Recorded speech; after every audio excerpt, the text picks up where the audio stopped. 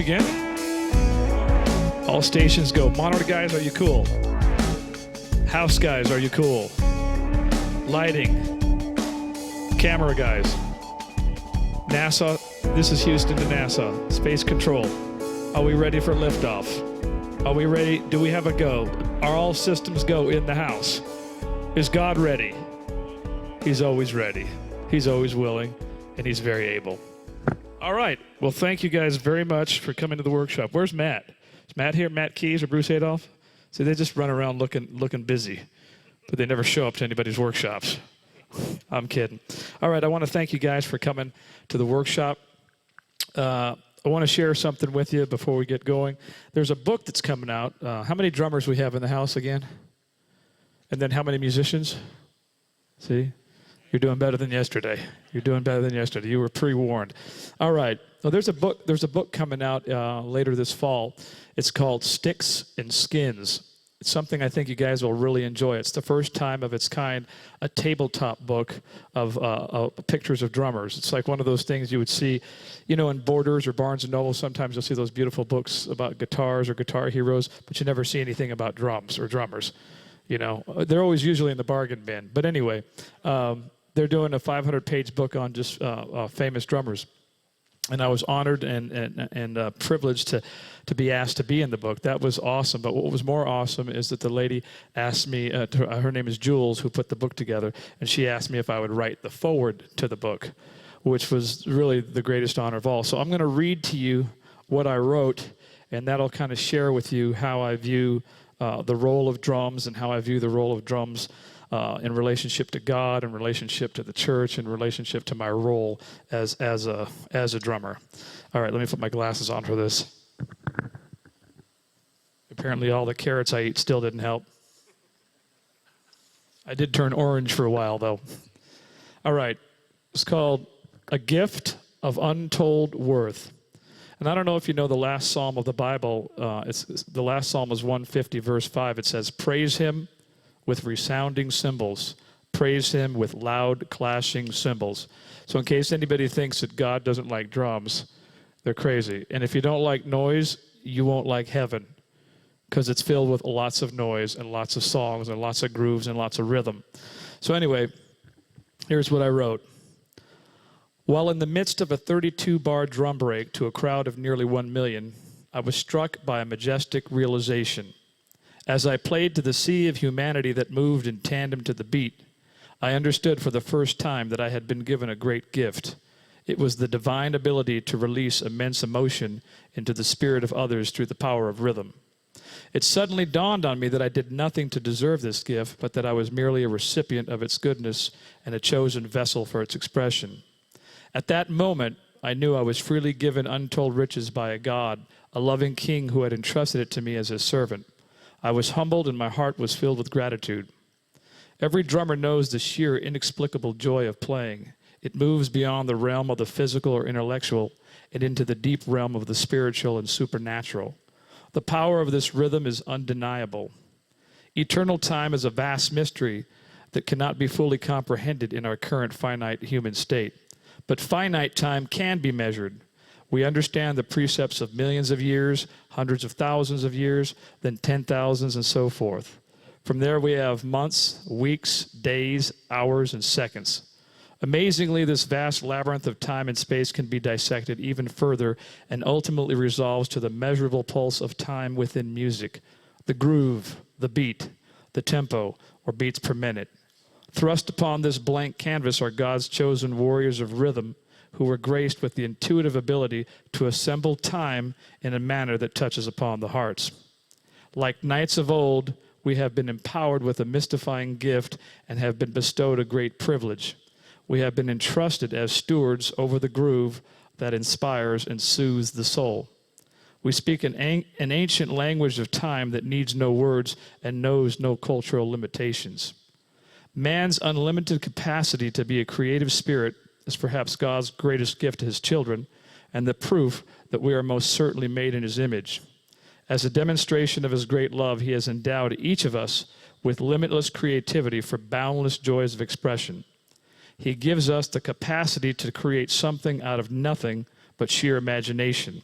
and whatever is imagined is allowed to be possible. There is no ownership of this divine flow, and no one individual holds the patent on creativity, because by intelligent design, it was given to all mankind. It was put here for us to discover. The Bible puts it this way: it is the glory of God to conceal a matter, to search a matter out is the glory of kings. That's Proverbs 25:2. We have much to be grateful for, and therefore should steward with all diligence, love, and gratitude the role as the gatekeepers of time. We are called to pierce the darkness with the light of God's love through the power of his eternal rhythm. By responding to his call, we fulfill our purpose and bring glory and honor to the one true King and freedom of expression to all of his people.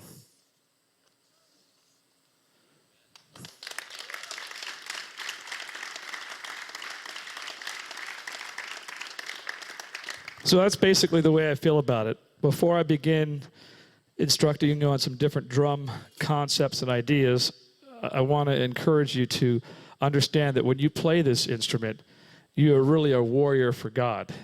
It's not about what beat you're playing, what rudiment you're playing, whether you're playing a paradiddle or this groove or that groove. The most important thing is it's about your heart. And then when your heart is right and your motive is right for playing, then you basically become a vessel. And as you play, when I play, I'm playing for the kingdom of God, no matter what gig I'm doing. It's not a matter of what gig I'm doing or whether I'm playing a church gig, a Christian gig, or a secular gig. I'm God's vessel. I'm God's warrior. And so when I play, it's warfare. And when you guys play and your heart is in the right place with the Lord, you're basically pushing back the kingdom of darkness. We can't see how worship works. It's invisible. But I imagine, when I hit a cymbal crash or when I do a fill, man, demons are shrieking, and joy is being released, and hope is being released, and restoration is being released, and healing is being released, and many things in the invisible realm are being released. So hopefully this helps you to understand that this is so much deeper than just about what rhythm you're playing or what pattern you're playing. This is, for those of us that were gifted with rhythm, this is God's gift to us to fight back the powers of darkness through the rhythm itself. And if you study out the Bible, you'll see that every great battle that God's people went through, he always sent the worshipers up first. And when the worshipers went up first and did their gig, it changed the outcome of the war. So I take this all very, very seriously in the sense of the depth of the drums. It's not about the drum set or the rhythms you're playing. It's about what God created it for. And when you play that way, you should take it seriously in the sense that if you've been given some form of a gift of rhythm or music, then you owe it to God to develop and turn it into something. And you owe it to God to do it with a spirit of excellence. And a lot of people, they operate sort of on a mediocre level. But I'm of the mindset that, you got one life, you got to give it your all. You got to give your gifts your all and develop them. And not everybody's going to become a professional drummer, but if you have something God gave you, you want to turn it into something. You want to turn it into something as great and as good as it can be. Not for your sake, but to glorify him with. If you study out people like Daniel in the Bible and Joseph, these were men of excellence. And because they were so excellent at what they did, they brought glory to God in completely different and unique ways. And they brought a whole pagan, godless nation to know who God was just through their spirit of excellence. So you can do that with your drums. You can do that with anything in your life, is reach a spirit of excellence. And it glorifies God if your motive is right. If it's not just about you being excellent to be excellent, but you being excellent to glorify God. So take the instrument seriously and understand that when you play, you're literally changing and permeating the atmosphere with God's presence through every note that you play. People don't think that. They always think it's the strummy guitar that brings in God's presence, or the soft, little, beautiful voice of a singer, or the piano. But the last psalm of the Bible closes with what I just read to you. Praise him with the loud clashing cymbals. God loves rhythm. Everything about life on earth is rhythmic. Everything about the universe is rhythmic, and that's what that foreword of the book was all about. Everything is rhythmic from God. He is a drummer. He's not a guitar player. He's a drummer, because who else could juggle eternity past, eternity future, the present earth, finite time, and all the different things that God juggles? That's like independence, if there ever was such a thing. right? So to me, he's a drummer with a great groove and a great heart. All right, you guys get anything out of that? All right, so that's the deep side. Now I'm going to give you some practical stuff. I'm going to teach you how to do more with less. I'm going to show you some ideas. I'm going to give you a pattern, and everybody wants you to clap this pattern out or play the pattern out. It's a sticking pattern, and then it ends with the bass drum. So it's right, left, right, foot. Right, left, right, foot. Right, left, right, foot. Right, left, right, foot. Right, left, right, foot. 1 E and 2 E and 3 E and 4 E and 1. Right. It's 6. Right now we're playing it as a 16th note pattern, and we're just playing the last right with the foot.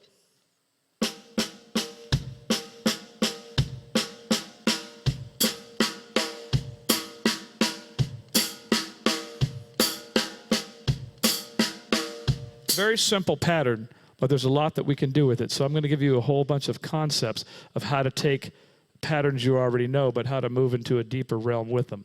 One of the first things you want to do, no matter what you're working on, is learn to incorporate your left foot. Your hi-hat is like your timekeeping device. So learn to play the hi-hat in at least 2 places. Learn to play the hi-hat on every downbeat, which is beats 1, 2, 3, and 4, and then also learn how to play it on the upbeat, which is the ands. If you learn how to play it on the downbeat to everything and the upbeat, you're going to get some nice left foot independence and it doesn't mean when you're playing a groove you have to always play it, but it just means you'll have the ability to. So if I added the hi-hat foot, now try adding your hi-hat foot even though you're just sitting there.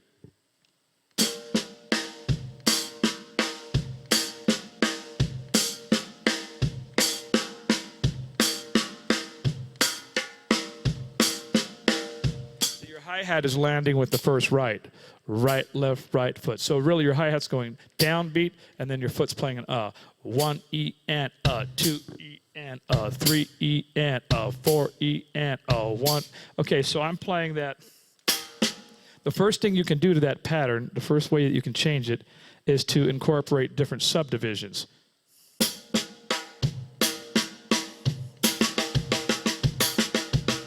Now I just turned it into a 32nd note.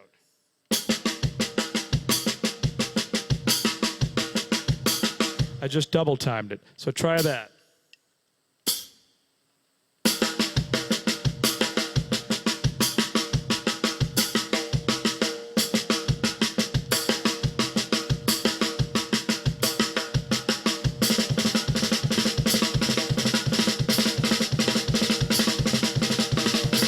So now I just played it as a 64th note pattern.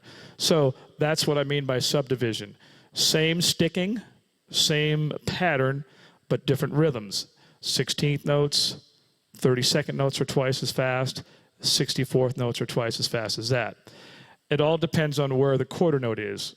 I might not be able to pull off a 64th note if the quarter note's here. If the quarter note's really fast, that means I might only be able to pull off a 32nd note. It's not so much that you're going to be playing 64th notes all over the place in your worship band. It's more about understanding rhythms and understanding that you have the control to play things in various different ways. Okay, so that's subdivisions, the different rhythm but the same sticking. The next thing that we enter is what you call a voicing. A voicing is where am I playing the sticking pattern. That's one voice. That's another voice. That's another voice. It's a different voice.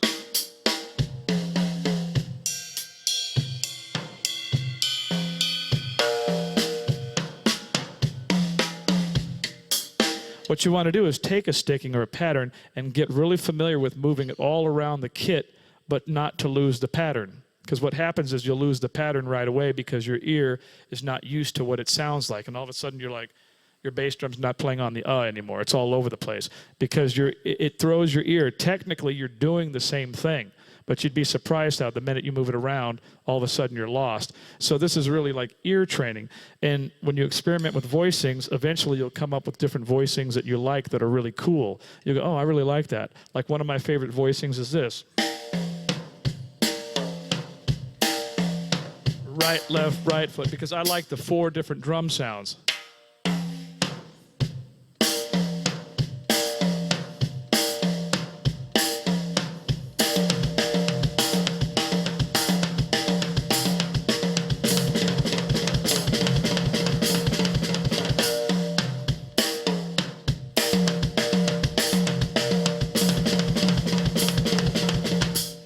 all been the same exact sticking, but I'm playing different subdivisions. But I like that voicing, because I'm getting...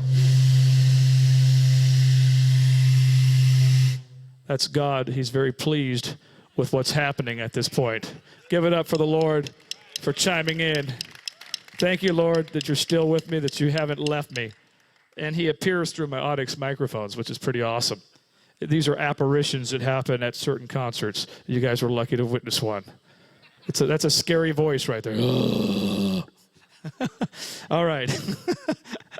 All right, so now with voicings, you also have like sequencing. Sequencing is like, how many do I play going one way? How many do I play going another? Same sticking, but now I'm starting over here. Right, left, right foot, right, left, right foot. Has a different sound than... So for every pattern, you have a forward sound of the pattern, and you also have a reverse sound of the pattern. I tune the floor tom really low, so it's like the low end that like is really rumbling. Also, yeah, that's cool. Now, God, that's cool and everything that you came down, but don't interrupt the clinic. No, I'm kidding.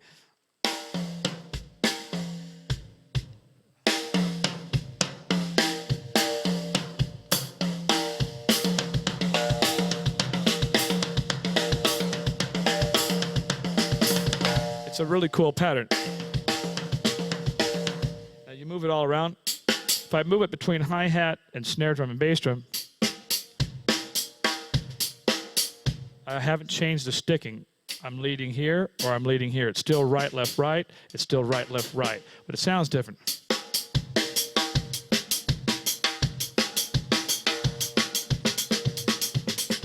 It's a great little groove.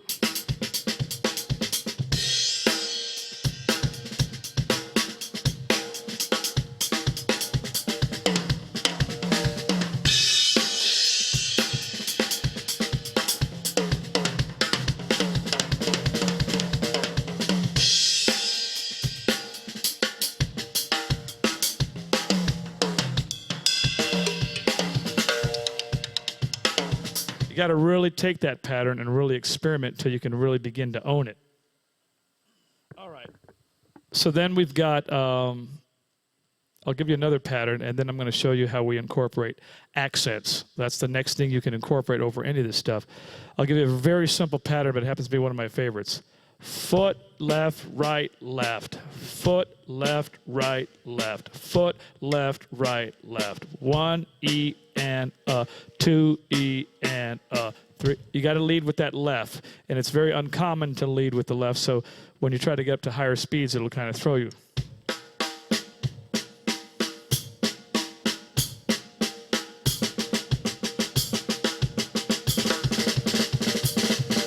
So foot, left, right, left, foot, left, right, left. Seems like the simplest pattern in the world, and it is, and it seems very boring. But if I throw an accent on that last left, so all my other notes are ghosted, which means quieter, except that accent. Foot, left, right, left, foot, left, right, left, foot.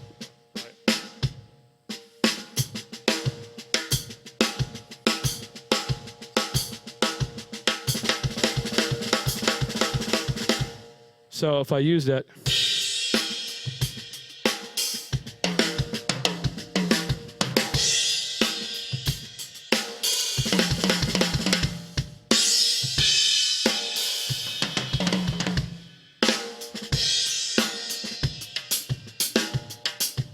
so now it's a groove.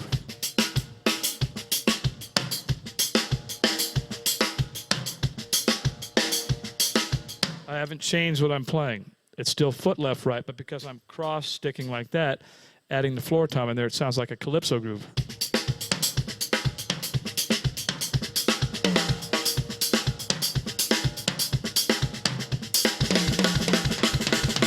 Same lick. The accent is making it beautiful. Accents are kind of like people when they speak.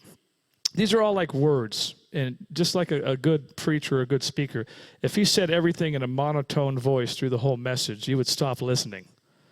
because it has to have peaks and valleys and ups and downs and get really quiet and then get really loud in order to draw you in. It's just like a movie. You know, when you watch a movie, you know, when the music gets really super quiet, all of a sudden, like you're intrigued, and then bam, you know how like a movie will scare you, and all of a sudden, you know, a closet door will shut in the movie, and it startled you. You know, that's dynamics, and our playing has to have dynamics too. Otherwise, it's unmoving, unexciting. So any of those patterns that I showed you, you can begin to incorporate accents by choosing one of the rights or one of the lefts to make it louder. And all of a sudden, you'll find a really cool phrasing in that. All right, so phrasing is this. Okay, so we've got foot, left, foot, left, right. We got the different subdivisions.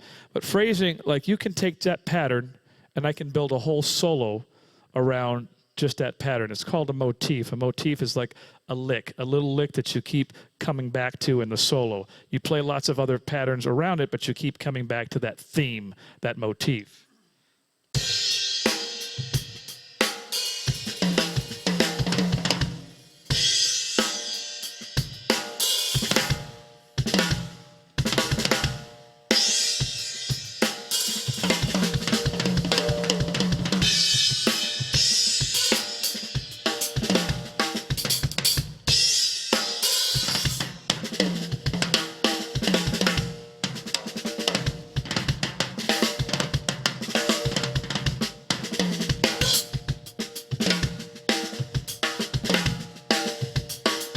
Can you still hear the theme in there, the motif? That's phrasing. That's what phrasing is taking a pattern, repeating it 2 times, repeating it 3 times, repeating it 5 times. I can get a, if I play one pattern as a 16th, you know, and then one pattern as a 32nd, so one set of each.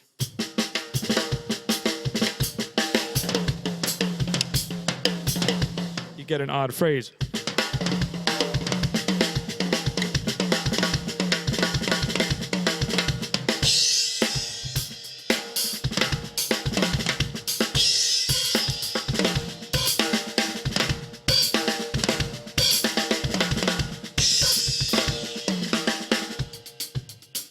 Still playing the same pattern now as a groove. Now I'm deciding to open the last left with the hi-hat. Foot, left, foot, left, foot, left, right.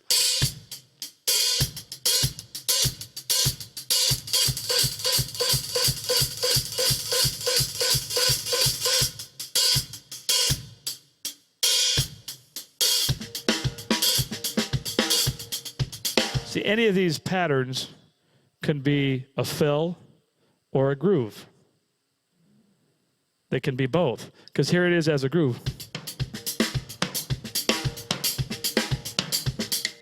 And then if I double time it, it becomes a fill.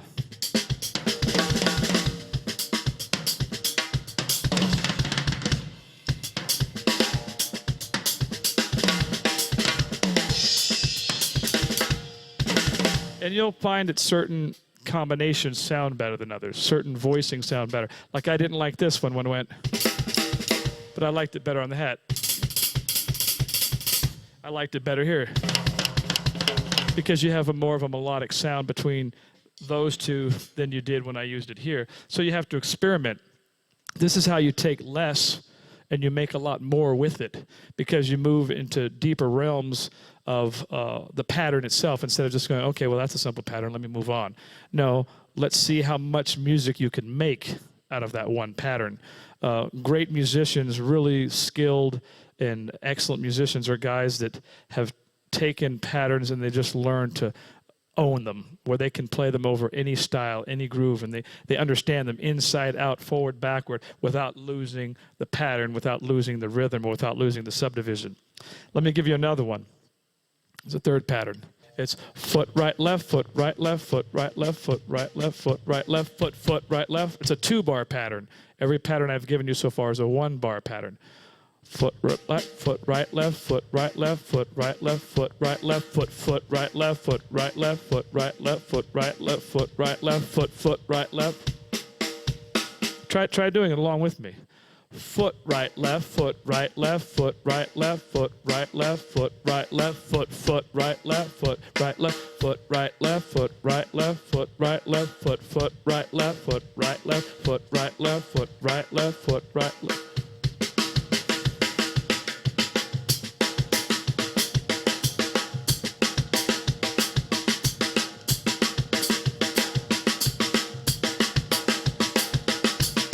You hearing it? So I'm playing 1E and a 2E and a that's the quarter notes. 1E and a 2E and a 3E and a 4E and a.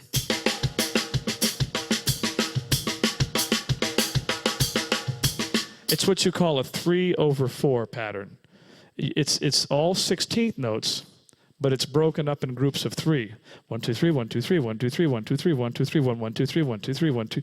See, that's a 3/4. It's a 3/4 pattern. It's still in 4/4. But it's groupings of 3. It's not triplets, it's 16th notes.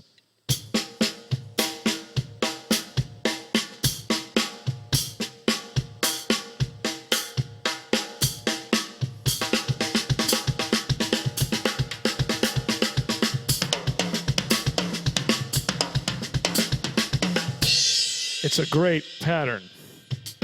Now watch how I could use it in the groove.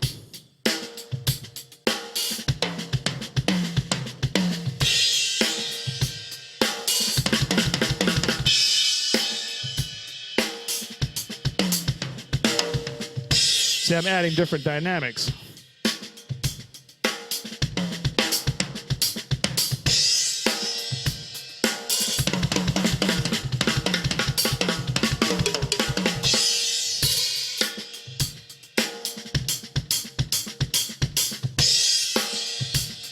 Now I can start adding hi-hat openings.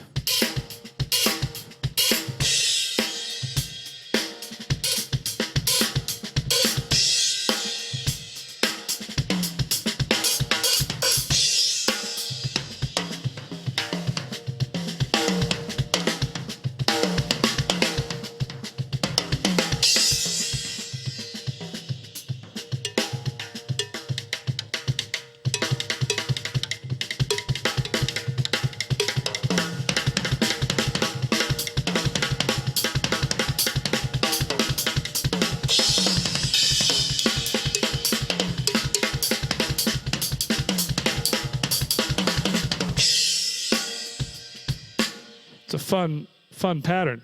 You guys liking it? All right.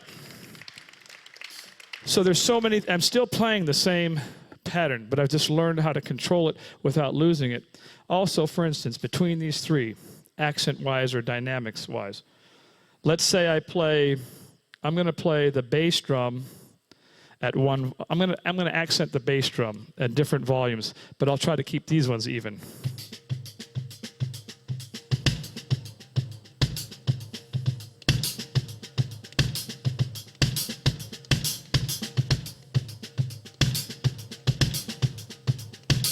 In other words, any one of those potential notes could be something I decide to accent.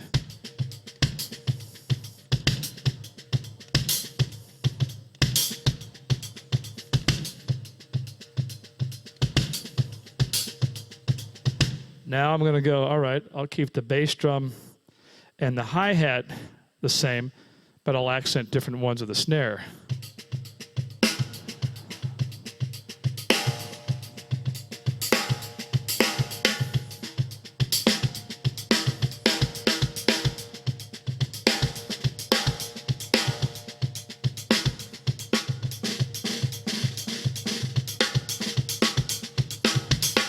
I'll do the same thing, keep the kick drum, snare more even, pull out different hi-hats to accent.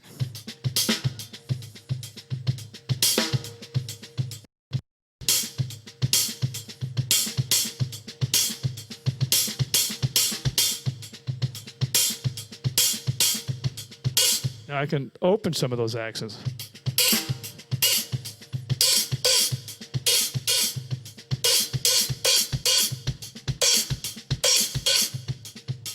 Okay, so you get it? So I'm keeping 2 the same and then choosing which accent. But now I can kind of mix them all up, and then it's really funky.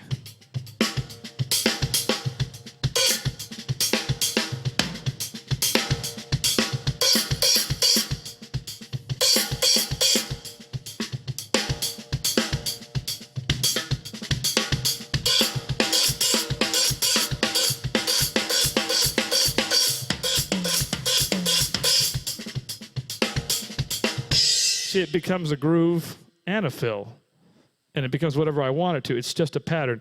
That is a 2-bar sort of a sticking pattern. Foot, right, left, foot, right, left, foot, right, left, foot, right, left, foot, right, left. 1 E and a 2 E and a 3 E and a 4 E and a 1 E and a 2 E and a 3 E and a 4 E and a 1 E and. See, it's that groupings of 3. 1, 2, 3, 1, 2, 3, 1, 2, 3. It has a, that's what they call the 3/4. And that adds tension to whatever you play because it's not totally even and straight. So that's why if you're liking it, that's what you're liking about it. It's that phrasing. So that all has to do with phrasing. So we've got the pattern itself, right?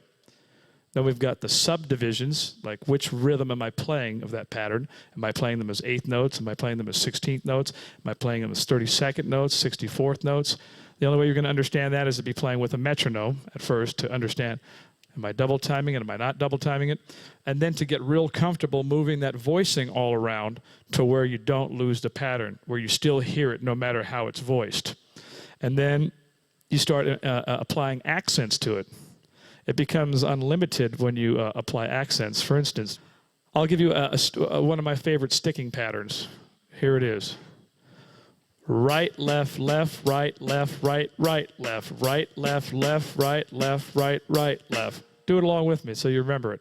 Right, left, left, right, left, right, right, left, right, left, left, right, left, right, right, left, right, left, left, right, left, right, right, left, right, left, left, right, left, right, right, left. Some people refer to that as an inverted paradiddle. A paradiddle is right, left, right, right, left, right, left, left. A paradiddle is great, but I like this sticking better myself. Right, left, left, right, left, right, right, left, right, left, left, right, left, right, right, left. Same thing. Move that sticking all around.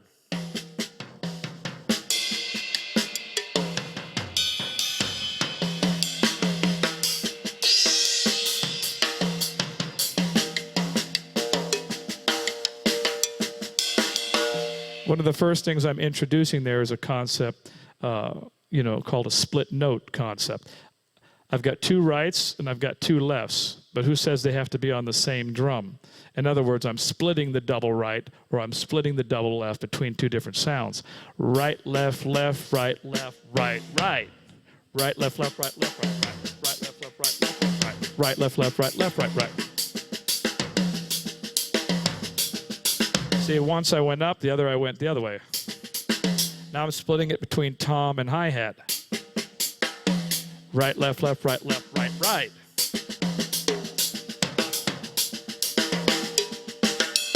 See, 2 rights, but between 2 different sounds.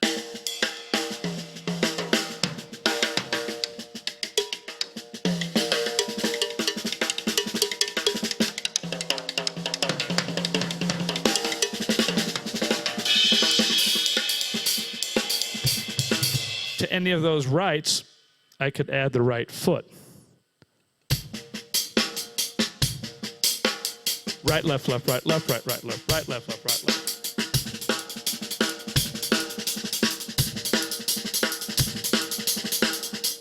Now I'm going to add it to the second right. Right, left, left, right, left.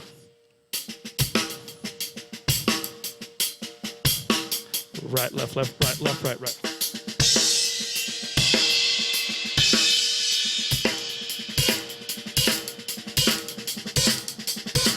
Right, left, left, right, left, right, right. Now I'm going to add the bass drum to the first of the double rights. Right, left, left, right, left, right, right, left, right, left.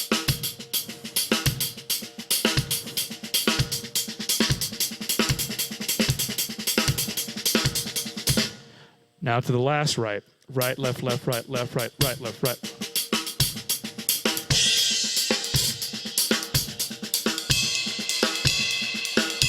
I could literally just take any one of those rights and add the bass drum foot to it, and it becomes a very cool syncopated way of playing the same sticking.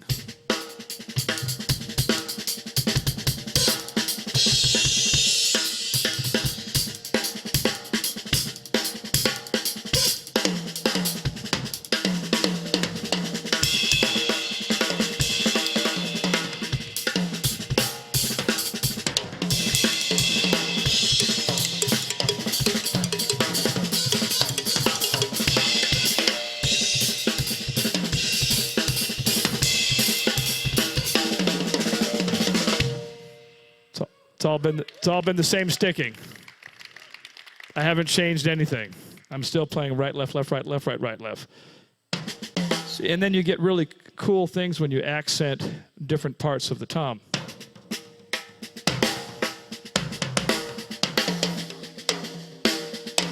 Still the same sticking, I'm just pulling out different accents.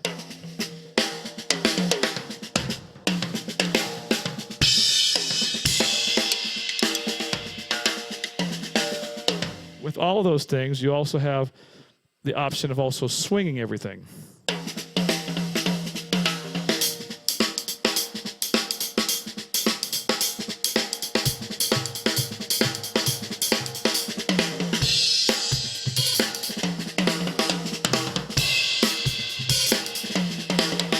It has a whole different feel when you swing it.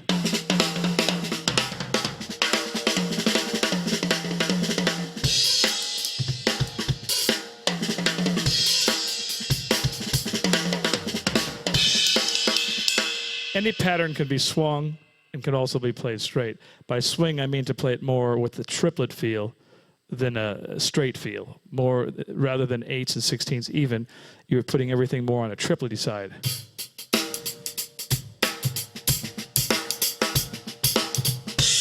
It's the same pattern, right, left, left, right, left, right. Oh.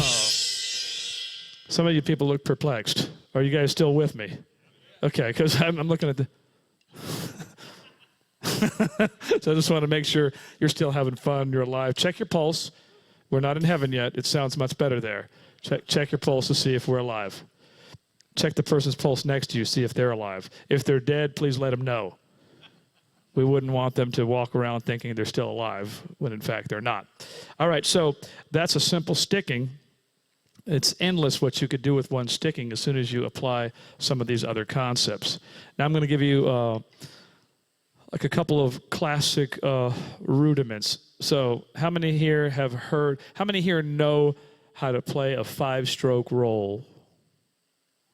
Okay, 1.5 people. The guy who has his hand halfway up, he's playing a 2.5-stroke roll.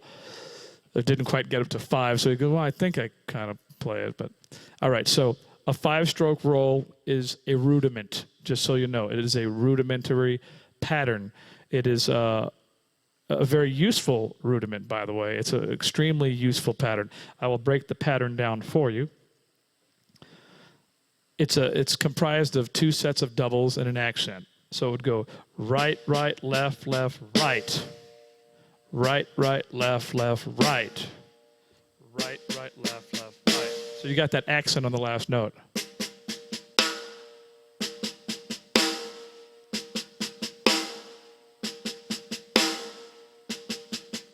Okay, right, right, left, left, right. You got to let the doubles bounce. That's the only way you're ever going to get any speed with the 5 strokes. It's got to bounce.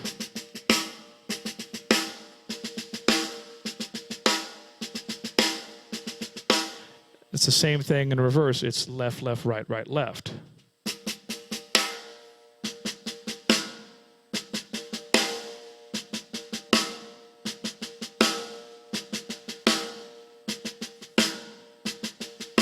So the way they work is they go back to back. If you start with the right, it ends with the right because it's odd number.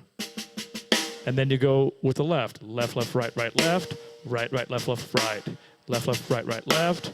Right, right, left, left, right. Left, left, right, right, left. Right, right, left, left, right.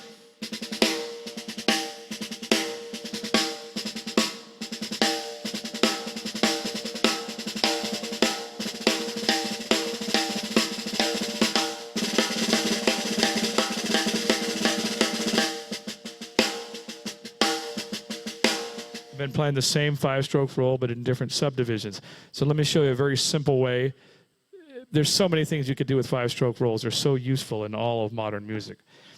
I could use it as a fill starting on beat 4. 1, 2, 3, 4, and a 1. 2, 3, 4, and a 1. 4, and a 1. 2, 3, 4, and a 1. 2, 3, 4, and a 1.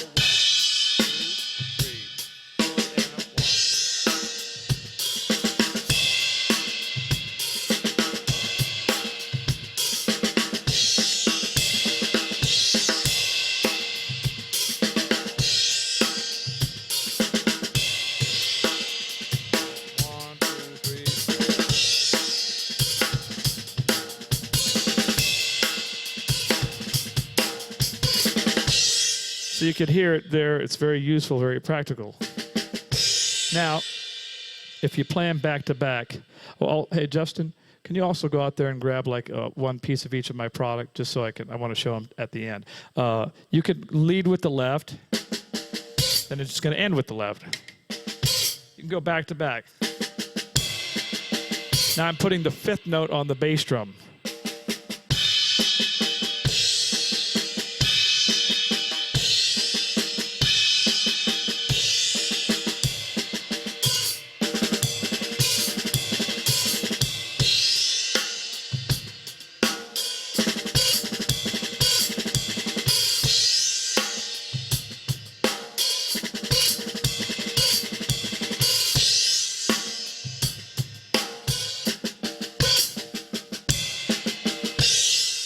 There I did it in halftime.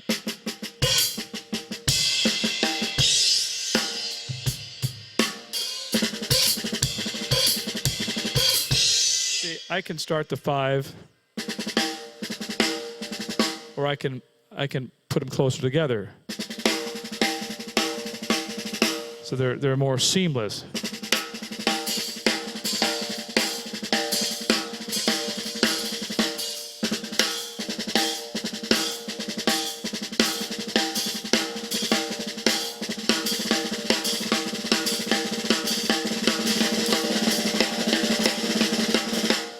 All still been a 5-stroke roll, but you got to get your doubles really happening. You got to let them bounce. So I could lead with the left. It's a great way because you're opening the hi-hat on that last note.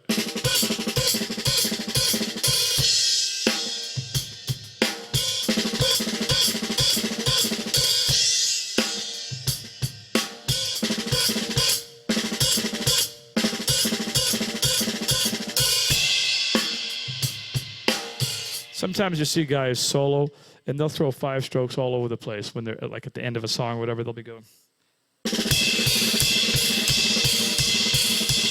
You see that? You see guys do that? That's what they're doing.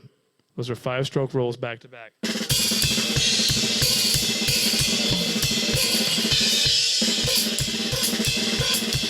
It's a great roll. It's a great rudiment, and it's extremely useful.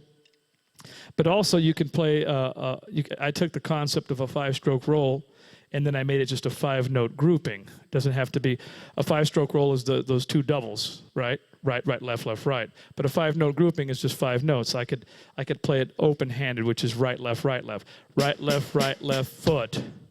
Right, left, foot. 1 E and a foot.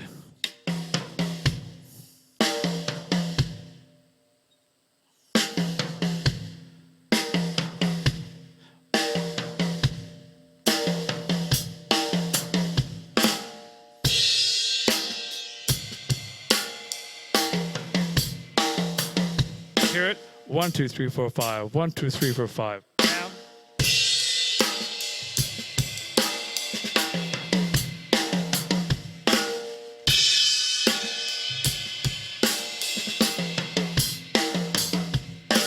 Just open-handed. Right, left foot.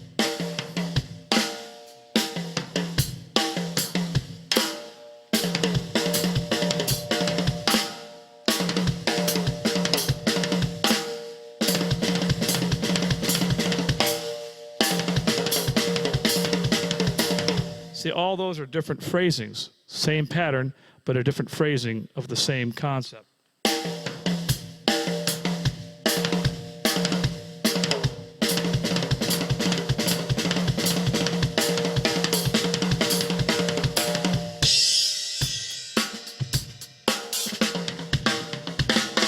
See, I did 2 of them.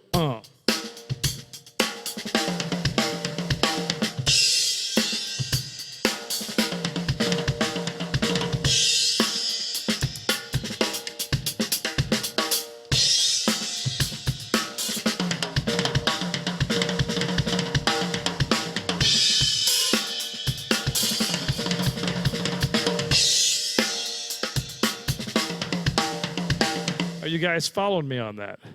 It's 5-note groupings Depending on which subdivision I play, some of them I have to double time or triple time, and they're going to end in different spots. The best way to work on it is to put on like some kind of a slow groove of some kind of a record and experiment with it to see if you're still staying in time. Because sometimes you'll come up short, or sometimes you'll come off too early. And you can tell when you're playing with the record, oh, did I get off beat or not? And then your ear starts to figure out, I see, I got to play a couple more sequences of them to stay in time. And you start figuring out. But if you play even with a metronome by yourself, sometimes you don't know that you just cut off a beat or two.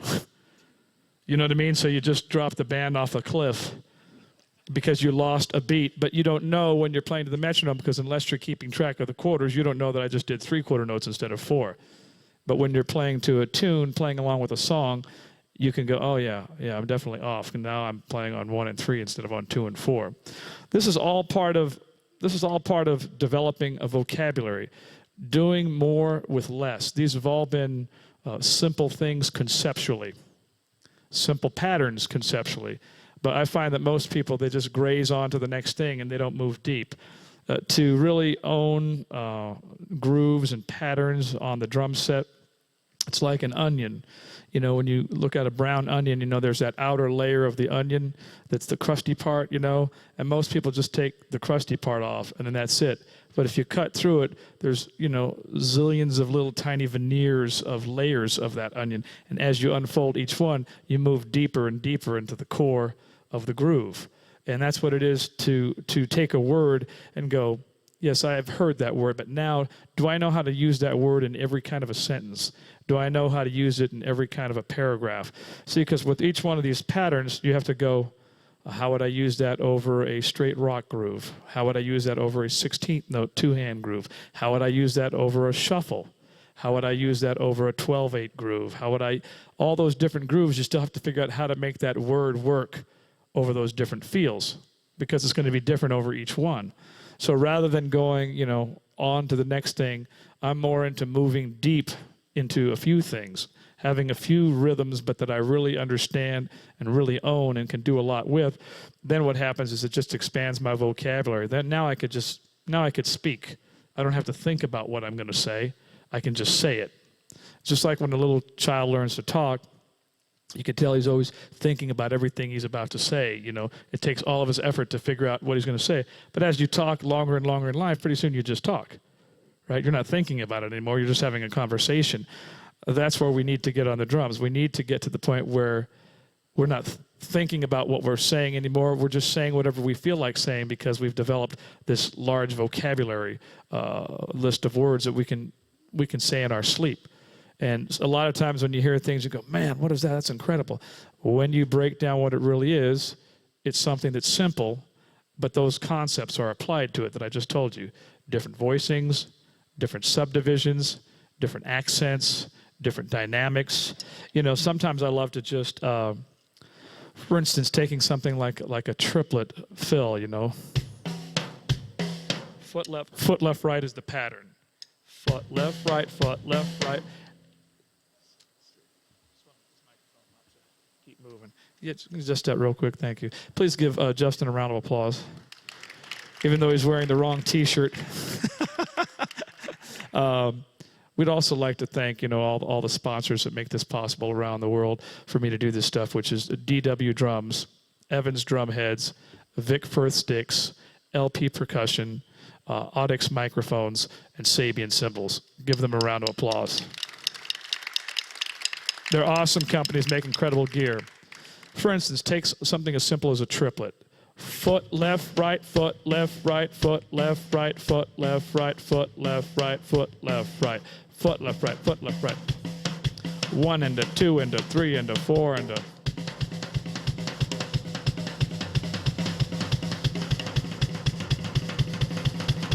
Okay, that's a great pattern, but you can make it sound different all over the place by adding different accents.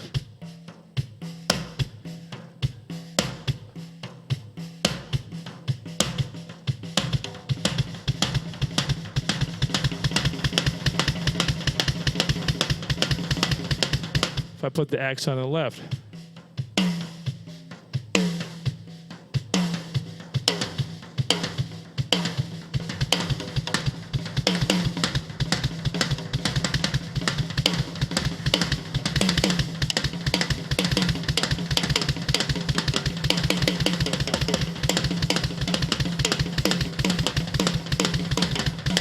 See, there's different rhythms. Got somebody laughing. It's all been the same triplet, but I'm pulling out different accents. And so by doing those accents, you create different rhythms within the rhythm. It's like a melody within the rhythm based on accent stuff. So that's a case in point where don't just go. Experiment with dynamics. You know, I love taking a fill,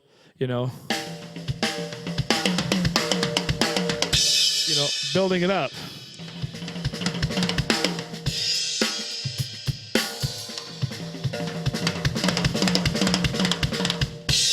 Making it exciting, going from quiet to loud, loud to quiet, and doing that over like a 1-bar figure, a 2-bar figure, a 4-bar figure. Just like in real music, you have build-ups, right? You have sections of songs that build up. And I see drummers playing, and they don't play anything dynamically exciting. You've got to build that thing up, but that takes accents, and that takes dynamics, and that takes control. But then it makes anything you play 1,000 times more exciting because now people are listening to it. So these concepts of subdivisions, voicings, accents, dynamics, phrasing. Phrasing is like taking, hey, how are you? Right? That's a phrase. Hey, how are you? Hey, how are you? Hey, how are you? Hey, how are you? Hey, how are you? Hey, how are you? You know what I mean? It's how you say something. It's the phrase on a piece of paper looks the same. Hey, how are you? Hey, how are you? Like, that means you really don't care. Hey, how are you? So due to the level, hey, how are you? Hey, how are you? You know what I mean? Your presence is felt in those 3 words by the attitude of the way you play. And that's really what phrasing is. And there's phrasing in all music. All music has phrasing. All conversation has phrasing. Phrasing is where you start a pattern and where you end it. How many times you repeat a pattern, the repetition of it, the sequence. Did I go, that's the forward, that's the backward. These are all the parts that make up language that drummers have to think about. Your number one job, no matter what you're playing, is to serve the music and to serve the song, to serve the artist, to serve the church, to serve the worship leader. You're to serve. To me, a great drummer is just this, a great servant. Somebody who and I love serving. I don't need to be anything else other than a servant because I realize that with God, we're all servants. That's all it is. So I just want to be the best servant I can be. I'm a slave to the Lord, but I want to be the best possible slave he's had on the planet. You know what I mean? My heart is to be great at what I do, but for the purpose of serving him and serving others. Today, I'm here to serve you. I'm trying to let you get inside my world and see how these things work. And that's why I set it sideways so you can see for yourself and see how it all works. But we're all basically just servants. So as drummers, more so than other instrumentalists in the band, you are the backbone, you are the caboose, you are the foundation of whatever's going on. So I love doing that, and I take that very seriously in terms of, and I want to be here to serve the people. I want to make this song feel the best it's ever felt. All this stuff I'm showing you is so you can develop a vocabulary, but when I'm playing music with people, I'm not flashing these things all over the place every other bar. I'm only playing what's needed in the music. But again, my analogy is like this. The reason you always want more under the hood of your engine than you're displaying at the moment.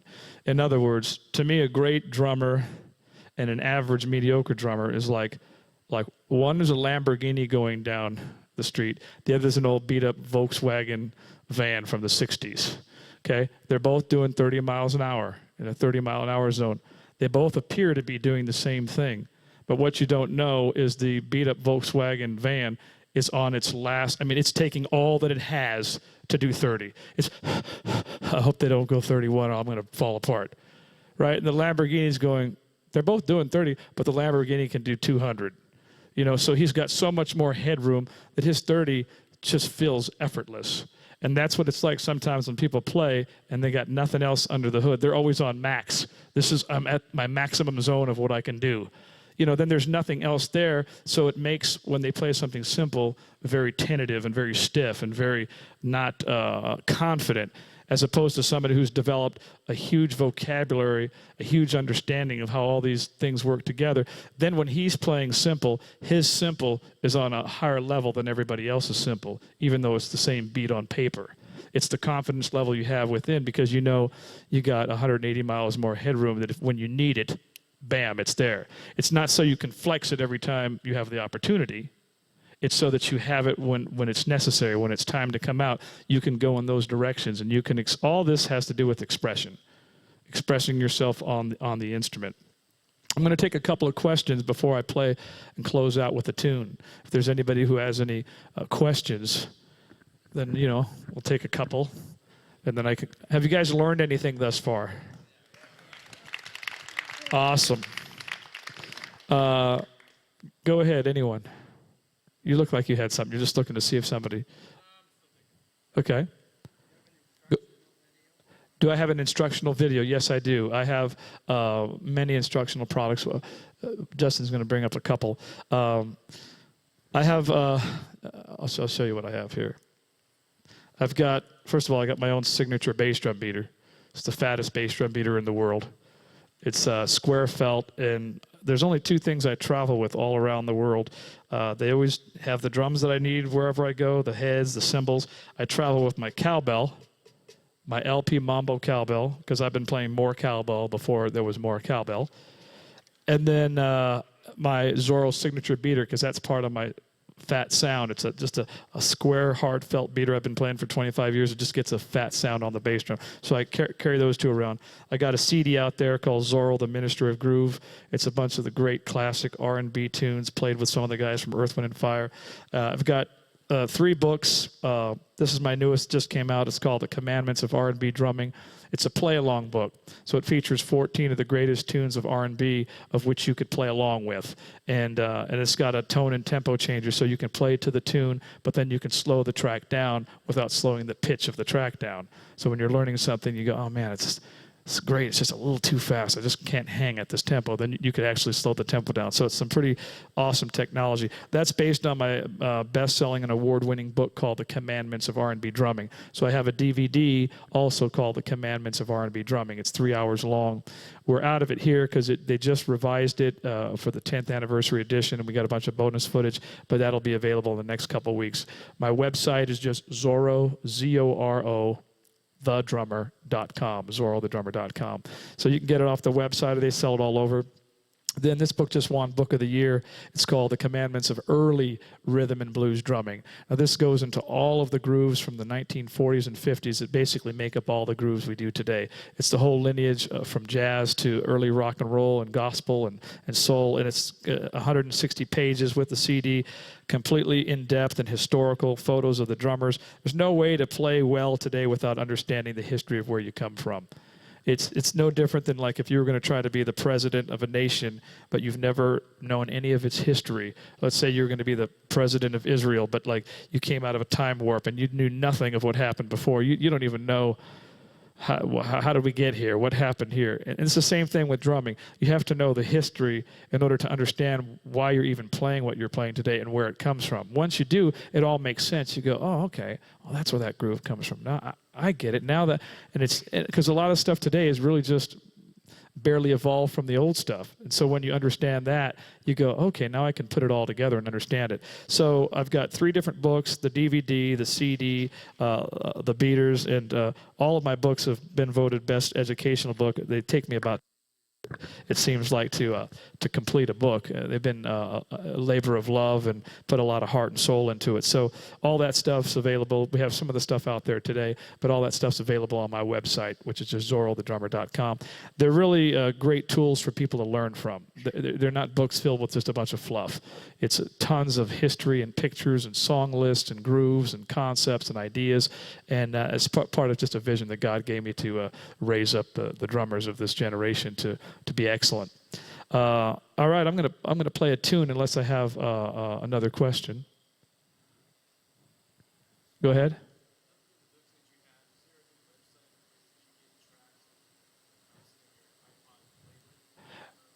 Say that again.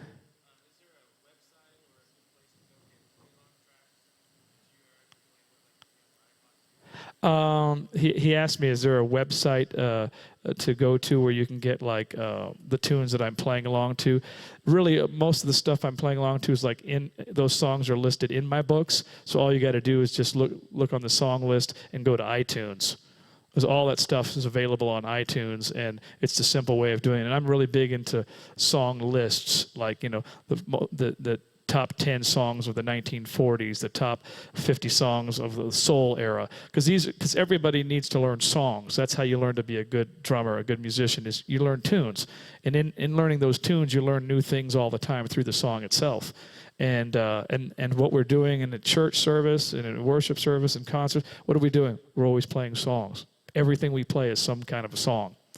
Only in a setting like this do I get to play the drumistic stuff that I did, but everywhere else I'm playing tunes. So it's important to learn songs. All right, well, I'm going to close with a song.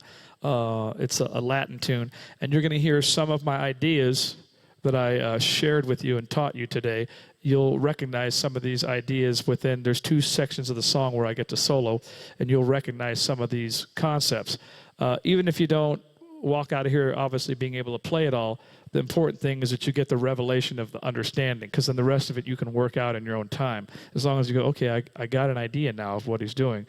Drums are very visual, so it's important to see them, and then sometimes there were things I would see, I wouldn't be able to play it right then and there, but then later it would come back to me. I'd go, because I remember what it looked like and what it sounded like, and then as you piece it together, the whole memory comes back. All right, so I'd like to thank all of you for coming. Again, I'd like to thank Bayside Church. I'd like to thank Pastor Ray Johnstone. I'd like to thank Matt Keys and Bruce Adolph from the Christian Musician Summit for doing the TMS Summit here. I'd like to thank Teresa, who keeps all the fans away from me after the clinic. She's my personal bodyguard wherever I go. And believe me, we need that wherever we go. No, anyway, it's been an awesome privilege to be here, and so hopefully you enjoy this last tune. Right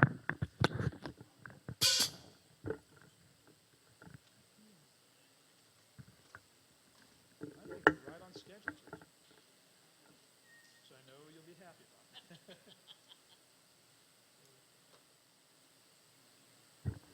Yeah, and I'd also like to thank my friend Justin, my drum tech, for coming out here to help me. Give it up for Justin.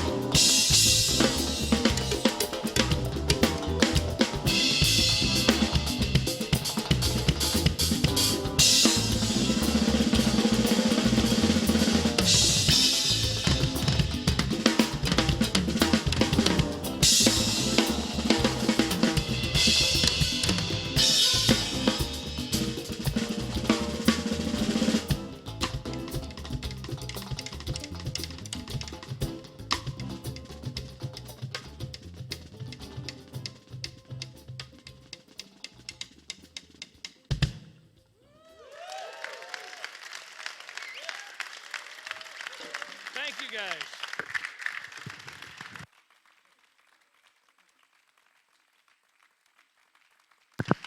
Wow. I had an absolute blast. Thank you guys so much. Did you have fun? Did anybody else besides me have a blast? All right. That was a lot of fun. It's a pleasure and a privilege to always come back here to teach and to share. So thank you guys so much for supporting what Bruce and Matt and Bayside is trying to do. I'm just going to close out with a word of prayer.